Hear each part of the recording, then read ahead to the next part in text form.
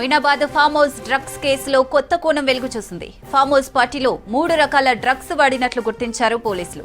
Cocaine, ఎండీఎంఏతో పాటు మెథోఇథోపిన్ వాడినట్లు తెలిసారు. Pilot Rohit Reddy 2 రకాల డ్రగ్స్ తీసుకున్నట్లు తేల్చారు పోలీసులు. అధిక కిక్కు కోసం కాస్ట్లీ మద్యంతో పాటు డ్రగ్స్ వాడినట్టు కనుక్కున్నారు. సిమ్లా నుంచి కొకైన్ డ్రగ్స్ ను కౌశిక్ రవి తీసుకురాగా సాఫ్ట్వేర్ ఇంజనీర్ అభిషేక్ నుంచి ఎండీఎంఏతో పాటు మెథోఇథోపిన్ ను షరతు కొనుగోలు చేసినట్లు గుర్తించారు పోలీసులు. మరోవైపు డ్రగ్స్ కేసులో సిట్ విచారణ వేగవంతం చేసింది. 3 నిందితులను 7 రోజుల కస్టడీ కోరుతూ పిటిషన్ వేసింది సిట్. దీనిపై కాసేపట్లో నిర్ణయం వెల్లడించనుంది. కాల్పులకు నమిత్ శర్మను పైలట్ రోహిత్ రెడ్డి, రితేష్ ఉసిగొల్పినట్లు గుర్తించారు. ఏం జరిగినా తాను చూసుకుంటా, కాల్చి పడేయాలన్నారు రోహిత్ రెడ్డి, రితేష్. నమిత్ శర్మ 3 రకాల డ్రగ్స్ సేవించినట్లు తేల్చారు రోహిత్, రితేష్ రెచ్చగొట్టడం వల్లనే నమిత్ శర్మ కాల్పులు జరిపినట్లు విచారణలో వెల్లడైంది. నమిత్ శర్మ అరెస్ట్ సమయంలో హంగామా చేశాడు. కేంద్ర మంత్రి అమిత్ షా తనకు తెలిసిన బెదిరింపులకు దిగినట్లు పోలీసులు తెలిపారు. ఇదే అంశానికి సంబంధించి మరిన్ని డీటెయిల్స్ ధనరాజ్ అందిస్తారు. ధనరాజ్, మొయినాబాద్ డ్రగ్స్ కేసు సంబంధించిన వ్యవహారంలో దర్యాప్తు ముమ్మరంగా కొనసాగుతుంది. ఎందుకంటే మొయినాబాద్లో జరిగినటువంటి డ్రగ్స్ కేసులో చూసినట్టయితే కూడా డ్రగ్స్తో పాటుగాను కాల్పులకు సంబంధించినటువంటి కేసు, దాంతోపాటు రాజకీయకు సంబంధించినటువంటి అంశాలు ముడిపడి ఉన్నటువంటి ఈ కేసును ప్రత్యేకంగా స్పెషల్ ఇన్వెస్టిగేషన్ టీం దర్యాప్తు ముమ్మరం చేయడం జరిగింది. ఇందులో చూసినట్టయితే సిట్టులో 9 మంది అధికార బృందం కూడా ఇందులో ఈగల్ టీంతో పాటుగాను అదేవిధంగా ఫ్యూచర్ సిటీకి సంబంధించినటువంటి అధికార బృందం కూడా దర్యాప్తు ముమ్మరం చేస్తున్నారు. 3 నెలల్లోగా ఛార్జ్షీట్ వేసి కూడా ఇందులో ఉన్నటువంటి అంటే ఈ డ్రగ్స్ పార్టీకి సంబంధించినటువంటి ఇన్సైడ్ సంబంధించినటువంటి వ్యవహారాలను కూడా పూర్తిగా ఛార్జ్షీట్లో రూపొందించనున్నారు. ఈ క్రమంలో ఏదైతే 3 నిందితులు ఉన్నారో పైలట్ రోహిత్ రెడ్డి, అదేవిధంగా రితేష్ రెడ్డితో పాటుగాను కాల్పులు జరిపినటువంటి నమిత్ శర్మ, ఈ అంశాలకు సంబంధించిన వ్యవహారంలో మొత్తం మీద దర్యాప్తును వేగవంతం చేస్తున్నారు. ఎందుకంటే మొయినాబాద్లో పైలట్ రోహిత్ రెడ్డికి చెందినటువంటి ఫామ్ హౌస్నే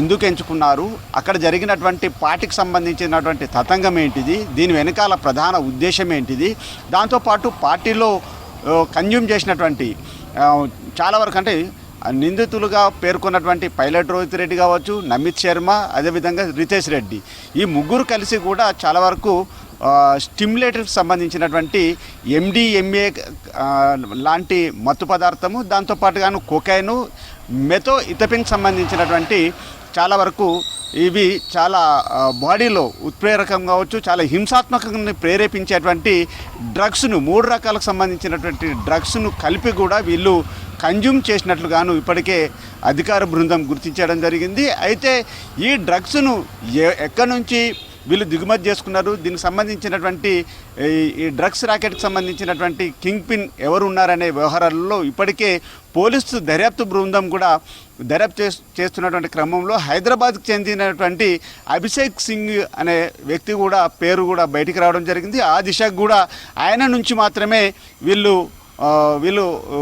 డ్రగ్స్ను కొనుగోలు చేసి ఆ తర్వాత ఈ మొయినాబాద్ ఫామ్ హౌస్కు తీసుకొచ్చినట్లుగా ఇప్పటికే ఆ దిశ కూడా దర్యాప్తు బృందం సిటీ ఇన్వెస్టిగేషన్ కొనసాగుతుంది. దాంతోపాటుగాను ఏదైతే ఈగల్ టీంకి సంబంధించినటువంటి రైడ్ కొనసాగుతున్నటువంటి క్రమంలోనే కాల్పులు జరిపినటువంటి వ్యవహారం చూసినట్టయితే నమిత్ శర్మ రితేష్ రెడ్డికి చెందినటువంటి రివాల్వర్ తీసుకొని కాల్పులు జరుపుతున్నటువంటి క్రమంలోనే ఇక రితేష్ రెడ్డి కావచ్చు, అదేవిధంగా పైలట్ రోహిత్ రెడ్డి ఇద్దరు కలిసి కూడా మేమున్నాం, కాల్చి పారేయండి, మేము చూసుకుంటాం, మాకు సెంట్రల్కి సంబంధించినటువంటి మినిస్టరు అమిత్ షా తెలుసు అంటూ కూడా వీళ్ళు వ్యాఖ్యానించినట్లుగా ఈ అంశాలను కూడా చాలా సీరియస్గా తీసుకుంటున్నారు. కాబట్టి మొత్తం డ్రగ్స్ కేసులో చూసినట్టయితే డ్రగ్స్ కేసు వ్యవహారము, దానికి సంబంధించినటువంటి నెట్వర్క్ కావచ్చు, అదేవిధంగా కాల్పులకు సంబంధించినటువంటి వ్యవహారంలో ఈ వ్యవహారం, దాంతోపాటు రాజకీయ సంబంధించినటువంటి అంశాలన్నిటి కూడా ముడిపడి ఉన్నాయి. కాబట్టి ఈ డ్రగ్స్ సంబంధించినటువంటి మొయినాబాద్లో జరిగినటువంటి పైలట్ రోహిత్ రెడ్డికి చెందినటువంటి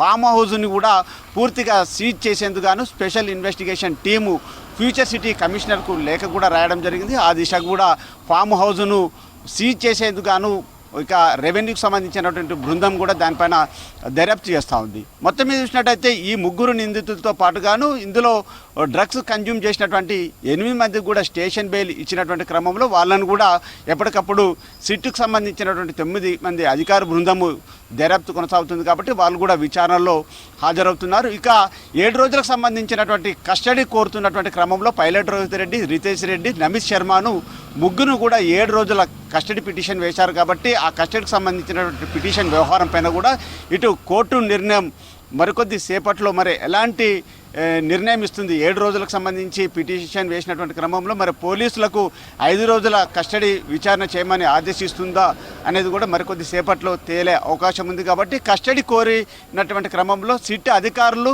పలు అంశాలను కూడా చాలా వరకు ఇందులో డ్రగ్స్ ఎక్కడి నుంచి తీసుకొచ్చారు, ఎవరెవరి నెట్వర్క్ ఉంది, ఇందులో ప్రధానంగా పాల్గొన్నటువంటి ఏలూరుకు చెందినటువంటి ఎంపీ చెందినటువంటి పుట్ట మహేష్ సంబంధించిన రోల్ ఏంటిది, అదేవిధంగా రితేష్ రెడ్డితో పాటు నమిత్ శర్మ, అదేవిధంగా పైలట్ రోహిత్ రెడ్డికి సంబంధించినటువంటి వ్యవహారాలు ఏ విషయం పైన చర్చ కొనసాగింది, దీని బ్యాకప్ ఏంటిది, దీనికి సంబంధించినటువంటి వ్యవహారాలు, అదేవిధంగా రివాల్వర్ తోటి కాల్పులు జరిపినటువంటి అంశాలను ప్రధానంగా ఇందులో చాలా వరకు ఇన్వెస్టిగేషన్ అధికారులంతా కూడా తరువుగా ఇన్వెస్టిగేషన్ కొనసాగుతుంది. దీనిలో ముఖ్యంగా చూసినట్టయితే future city commissioner Sudheer Babu నేతృత్వంలో, అదేవిధంగా చేవెళ్ళే డీసీపీ యోగేష్ గౌతమ్, అదేవిధంగా శంషాబాద్ చెందినటువంటి అధికార బృందం కూడా మొత్తం ఈగల్ టీం అధికారులంతా కూడా కలిసి దర్యాప్తు కొనసాగిస్తున్నారు. మరోవైపున చూసినట్టయితే కోర్టులో కస్టడీకి సంబంధించినటువంటి పిటిషన్ వేసినటువంటి క్రమంలో మరికొద్ది సేపట్లో ఈ అంశాలపైన కూడా మరి కోర్టు ఎలాంటి నిర్ణయం వెలువడిస్తుందో